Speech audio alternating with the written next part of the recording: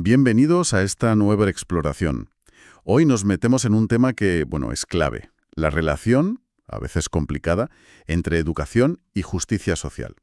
Y lo vamos a hacer siguiendo las ideas de la filósofa Nancy Fraser. Tenemos unos textos que analizan su pensamiento, uno incluso menciona un trabajo de Adriana Ormíneguez, y la verdad es que nos van a servir de guía. La pregunta de fondo es si la escuela, por sí misma, puede corregir las desigualdades que vemos. ¿Es suficiente la educación para nivelar la balanza social? Fraser nos da unas herramientas conceptuales muy interesantes para darle una vuelta a esto. Para empezar, su idea central es que la injusticia tiene como dos caras principales, ¿no? Y necesitan luchas diferentes pero conectadas. Una es la lucha por la redistribución económica, la otra por el reconocimiento cultural. Vamos a ver qué significa cada una. La primera, la económica, es quizá la más obvia, ¿no? Hablamos de cosas como la explotación laboral, la pobreza, no tener acceso a recursos básicos, vivienda, un trabajo decente. Frente a esto, la solución que propone Fraser es, directa. Redistribuir, mover la riqueza, buscar más igualdad material. Exacto. Y junto a esa dimensión, que es fundamental, está la del reconocimiento. Esta idea, tiene sus raíces filosóficas, se habla de Hegel, pero en el fondo se refiere a algo muy humano. Necesitamos que los demás nos vean, nos valoren. Idealmente es una relación mutua. Yo te reconozco como igual en dignidad, pero también respeto lo que te hace diferente. Y es tan básico que, según esta visión, nuestra propia identidad, nuestra subjetividad, o sea, cómo nos vemos a nosotros mismos, se forma en gran parte por ese reconocimiento que nos dan o que nos niegan. Y lo importante aquí es entender que la falta de reconocimiento, lo que Fraser llama injusticia cultural, no es solo, un mal gesto. No, causa un daño real, profundo. Es cuando a ciertos grupos se les niega el respeto, se les invisibiliza, se les llena de estereotipos negativos, se les considera inferiores. Vaya, esa desvalorización constante puede minar la autoestima de la gente, puede distorsionar su autoimagen y limitar muchísimo sus posibilidades, sus aspiraciones. Imagina lo que es que te digan de forma directa o indirecta que tu cultura, tu lengua, tu manera de ser, no vale. Claro, y la respuesta lógica a eso es luchar por el reconocimiento. Luchar para que se valore la identidad, la dignidad de todas las personas, de todos los grupos. Es lo que mueve muchas luchas sociales, históricas y actuales. El feminismo, los movimientos antirracistas, la defensa de los derechos LGTBQ+. En el fondo, son batallas por la dignidad, por el derecho a ser, a existir plenamente, a que te reconozcan como valioso, sin peros. Y si volvemos a la educación y la desigualdad, con este doble enfoque de Fraser. La respuesta que dan los textos es, tiene matices. ¿Ayuda a la educación a reducir la desigualdad? Sí, pero solo en parte, y de formas distintas según hablemos de redistribución o de reconocimiento. A ver, en el plano de la redistribución, la educación podría ser una gran herramienta niveladora, si el acceso a una educación de calidad fuera igual para todos, claro, y si además hubiera condiciones materiales básicas fuera de la escuela. Buena alimentación, salud, vivienda, ingresos familiares, recursos que permitan de verdad aprovechar la escuela, ¿no? Pero la realidad, es tozuda. El origen social sigue pesando muchísimo en la educación que recibes. Por eso, los análisis basados en Fraser dicen que para que la educación tenga un impacto redistributivo real, necesita ir acompañada de cambios políticos, económicos, estructurales, mucho más amplios. Entiendo. O sea, que la mejor escuela del mundo sirve de poco si un chaval llega a clase con hambre o sin haber podido dormir bien por la situación en casa. Vale.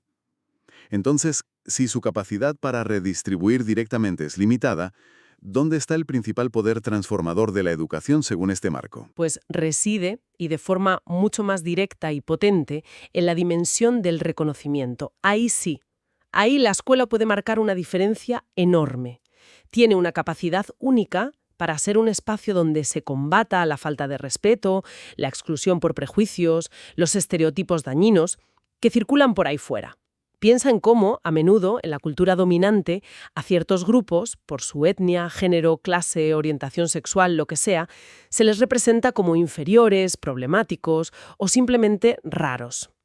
Ese menosprecio constante no solo duele, como decíamos, puede acabar interiorizándose.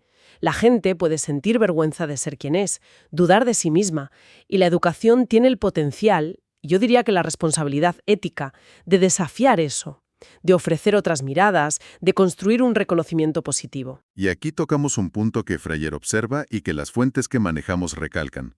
Ella nota que sobre todo en las últimas décadas del siglo XX ha habido como un giro en las luchas sociales. Se pone mucho el foco en las demandas de reconocimiento cultural, en las llamadas políticas de identidad. A veces casi parece que la lucha por la redistribución económica se ha quedado un poco olvidada. Exacto, y Fraser alerta sobre eso. A ver, luchar contra la discriminación, por la visibilidad de la diversidad, es fundamental, no hay duda. Pero ella advierte de un riesgo, que si nos centramos casi exclusivamente en el reconocimiento cultural, podemos sin querer desplazar o debilitar la lucha contra la desigualdad material. Si toda la energía política se va a la identidad, corremos el peligro de dejar intactas las estructuras económicas que siguen generando pobreza, precariedad, una concentración de riqueza brutal. Si conectamos esto con la visión general, la insistencia de Fraser es clara. No hay que elegir. No es o redistribución o reconocimiento.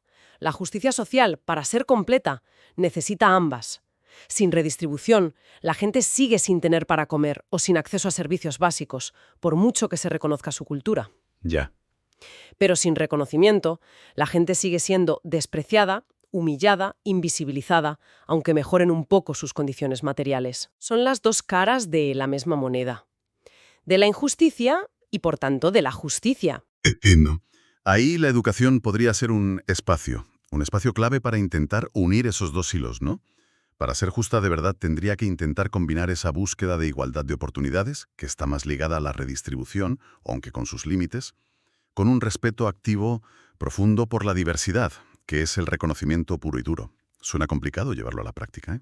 Y lo es. Implica revisar a fondo qué se enseña, cómo se enseña, qué voces, qué culturas están presentes en el currículum, en la vida diaria de la escuela, y cuáles siguen marginadas o, peor, caricaturizadas. Y esto nos lleva directos a la figura del docente. Del profesorado. Cierto, los textos le dan mucha importancia al papel del profesorado. Lo ven como un agente clave de justicia social. ¿Cómo se traduce eso en el día a día, siguiendo este marco de Fraser? Pues el docente está en una posición única, porque ve cara a cara las consecuencias del no reconocimiento o del reconocimiento injusto. Ve el impacto de los estereotipos, de la exclusión. Y, según estos análisis, su trabajo puede y debería intervenir en las tres dimensiones que hemos ido viendo: redistribución, reconocimiento y también, como apunta Fraser más recientemente, en la representación, en la participación. Vale, vayamos por partes.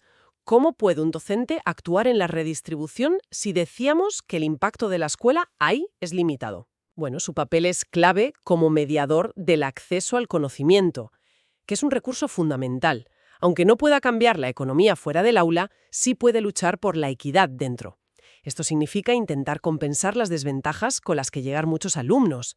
O sea, diferenciar la enseñanza, dar más apoyo a quien más lo necesita, adaptar recursos, métodos, incluso la evaluación, para asegurar que todos tengan oportunidades reales de aprender. Se trata de evitar que la escuela, sin querer, haga más grandes las desigualdades que vienen de fuera. Entendido. Como intentar nivelar el campo de juego dentro de lo que se puede. ¿Y en el reconocimiento?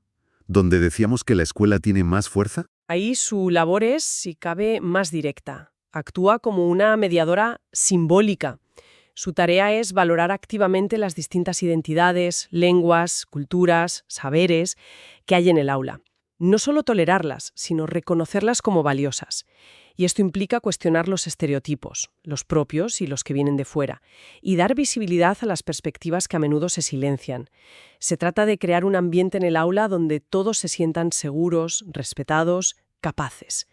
Y también de formar estudiantes críticos, conscientes de estas dinámicas de poder y reconocimiento. Y mencionabas una tercera dimensión, la representación. ¿Cómo entra ahí el docente? Esta dimensión tiene que ver con la participación, con tener voz.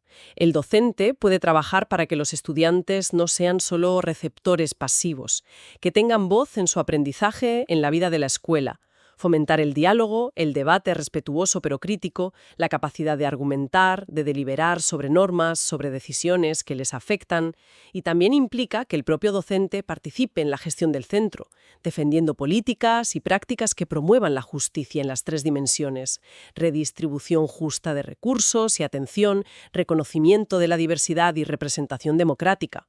Uf, es un rol enormemente complejo y con una carga ética muy importante. Supongo que también tendrá sus dificultades, sus riesgos. Sin duda. Y Fraser, que siempre está atenta a las complejidades, advierte de algunos peligros, sobre todo en las luchas por el reconocimiento. Y el profesorado debe tenerlos en cuenta. Uno es el riesgo de la reificación. Es una palabra un poco técnica, pero se refiere a cuando, al defender la identidad de un grupo, la simplificamos demasiado. Como si todos fueran iguales, una etiqueta fija. Esto puede hacer que no veamos la diversidad dentro del grupo e incluso, paradójicamente, puede fomentar intolerancia o separación. Vaya, como si la lucha por el reconocimiento creara nuevas rigideces, nuevos muros. Exacto. Y el otro riesgo es el del desplazamiento, que ya lo comentamos, que el foco en las justas demandas culturales haga olvidar o reste importancia a la necesidad de luchar también por la justicia económica, por la redistribución. El desafío para el docente, como agente de justicia, es precisamente ayudar a articular ambas cosas, a mostrar cómo se relacionan y por qué las dos son igual de cruciales para una vida digna. Queda claro, el papel docente es fundamental, pero tampoco se le puede cargar con toda la responsabilidad del mundo, ¿no? Por supuesto que no. Y este es un punto clave que repiten las fuentes. La escuela, por sí sola, no puede acabar con las desigualdades estructurales de la sociedad.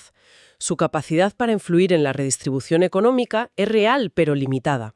Necesita el apoyo de políticas públicas más amplias, que mejoren las condiciones de vida: empleo digno, acceso a la salud, vivienda asequible, protección social. Ahora bien, donde su impacto puede ser mucho más directo y transformador, como hemos insistido, es en la esfera del reconocimiento. Ahí la escuela sí tiene un poder considerable para desafiar jerarquías culturales injustas, para visibilizar y valorar identidades marginadas, para construir una cultura escolar de respeto. Puede ser un espacio clave para que los estudiantes construyan una autoimagen positiva, se sientan reconocidos como valiosos capaces, sin importar de dónde vengan o quiénes sean. Entonces, ¿qué significa todo esto en conjunto? Parece que la escuela es una pieza importante en el puzzle de la justicia social, pero no es la única. Ni puede resolverlo todo ella sola. Puede, eso sí, amortiguar algunos efectos de la desigualdad. Y, muy importante, puede sembrar conciencia crítica, dar herramientas a las nuevas generaciones para entender y cuestionar el mundo. Pero para que ese potencial emancipador se desarrolle del todo, necesita ir de la mano de políticas sociales, económicas más amplias. Políticas que integren de verdad la redistribución, el reconocimiento y la representación. Hagamos un resumen rápido de las ideas clave que hemos estado comentando. Hemos visto cómo el marco de Nancy Fraser, con esa visión de varias dimensiones de la justicia, redistribución, reconocimiento y esa tercera pata, la representación, nos da una lente muy útil para analizar las injusticias. Lo hemos aplicado a la educación, viendo su potencial, sobre todo en el reconocimiento, pero también sus límites en lo económico. Hemos destacado el papel crucial y complejo del profesorado como agente de cambio en el día a día. Y sobre todo, hemos insistido en esa idea central de Fraser. Hay que integrar las distintas dimensiones de la justicia económica, cultural, política. Separarlas es un error. Exacto. Y quizás, para cerrar, podríamos dejar una pregunta en el aire, una reflexión que nos lleve un poco más allá. Si aceptamos que una educación justa requiere integrar de verdad redistribución, reconocimiento y representación, ¿qué cambios concretos, quizás incómodos, quizás disruptivos, tendrían que empezar a pasar ya mañana mismo, tanto dentro de las escuelas, en sus prioridades, sus métodos, sus currículos ocultos, como fuera, en la sociedad, en las políticas fiscales, laborales, culturales, de participación? ¿Qué cambios hacen falta para que esa integración deje de ser solo teoría y empiece a ser una realidad que transforme las cosas? Una pregunta potente, sí señor, que invita a pensar en la acción. Queremos agradecer a las fuentes que han nutrido esta conversación, los textos sobre Fraser y esa referencia al trabajo de Adriana Orminoyes. Y con esa reflexión sobre los cambios necesarios, cerramos nuestra exploración de hoy. Gracias por acompañarnos.